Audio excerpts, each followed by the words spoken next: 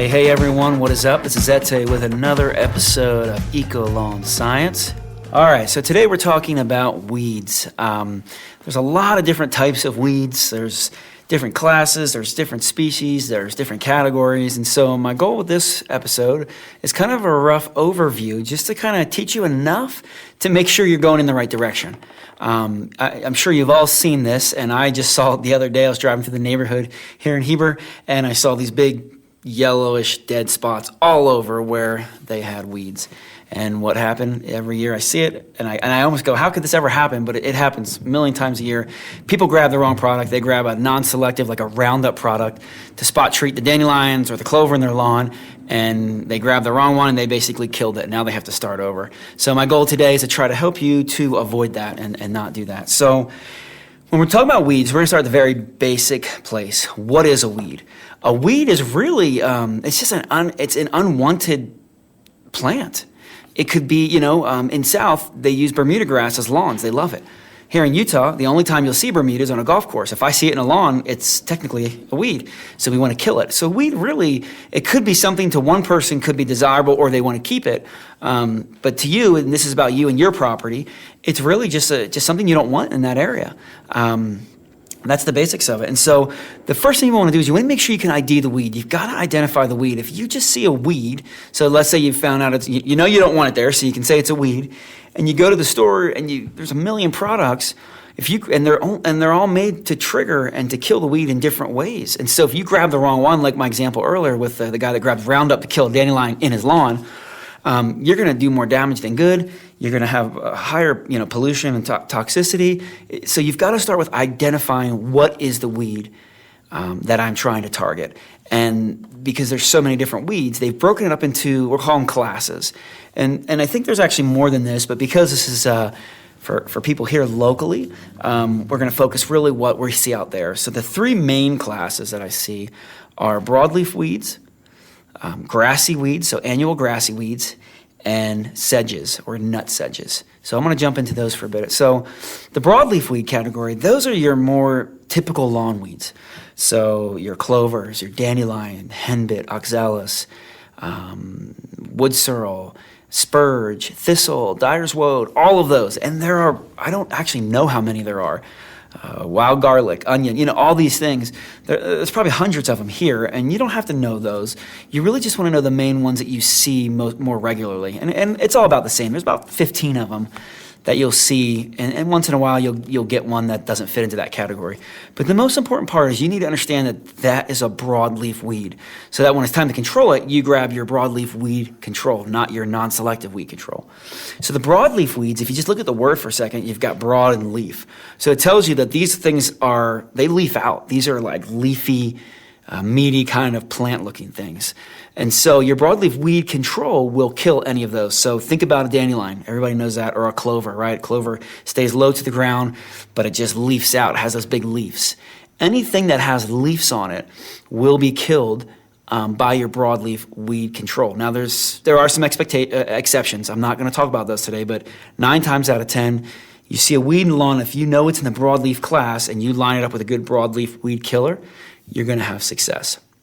So again, they leaf out things that are unwanted, even if you have like ivy.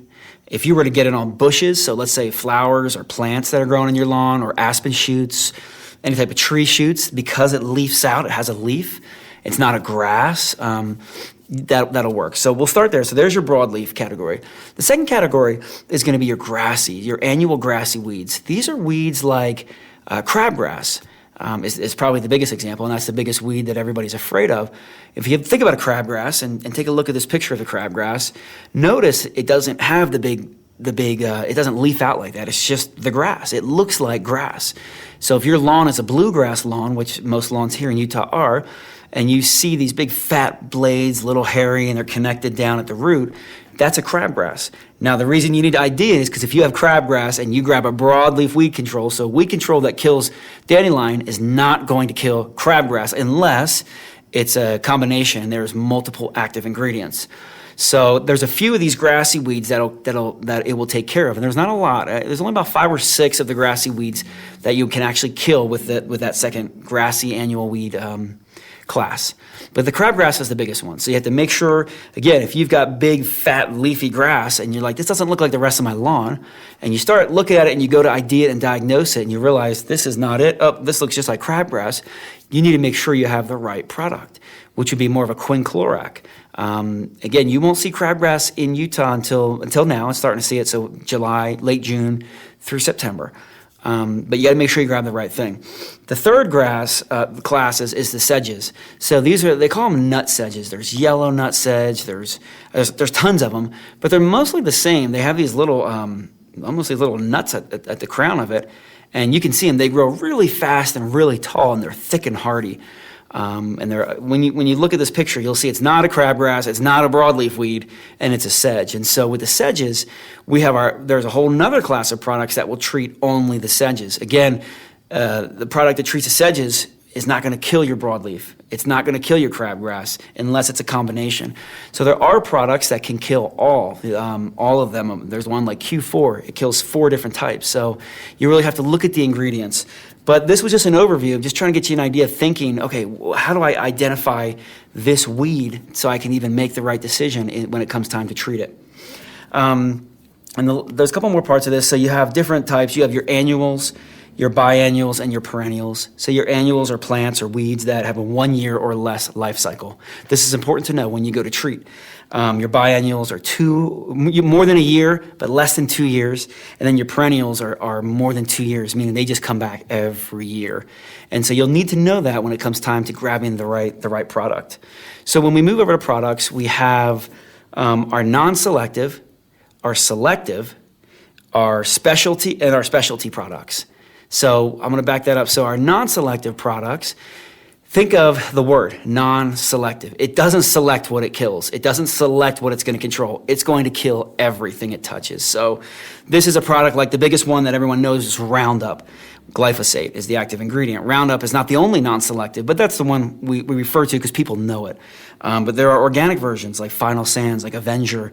But these products are non-selective. They don't select anything. They can't choose. So if you have dandelions in a lawn or clover and you grab a non-selective, you're going to burn holes in it, right? So the non-selective products you want to grab if you're in areas where you don't care or you want to kill everything. So a good example is driveways, sidewalks, mulched areas, so your flower beds, right? You don't want the grasses, you don't want the weeds in your flower beds, so you would use a non-selective in those areas, or just gravel areas, RV parking, those types of areas. You want to kill everything, non-selective. With a selective, it's the opposite, right? It selects what it kills. So if you have that lawn and the dandelions, clover, or thistle are coming up, if you use a selective, it will be able to, you apply it to the area. So let's say you have a patch of grass about 20 by 20, and there's 15 weeds in there. If you were to spread that whole 20 by 20 down, it will select the targeted weed that you want, as long as it's on the label, the list, and it will not damage or not hurt the grasses below. So you'll want to use that in your lawn. You never want to use a non-selective in a lawn unless you're killing the whole lawn. You would want to use it in areas like native areas. So we do a lot of that in Park City where people have 10 acres of just nice field, and so we would use a selective. And then you move into your specialty products. There's other products that you can spray on flower beds that'll kill grasses only and not weeds. There are products that I've mentioned to take care of the nut sedges that we mentioned earlier. And so anyway, those are the main classes, the main life cycles, and the type of products that you're going to want to use. So again, it's just so important that you understand before you do any treatment, before you do anything, understand, ID the weed, or at least ID the class so you can get the right product. Understand its life cycle, so again, it'll help with the product, and then make sure you have the right product, non-selective, selective, specialty.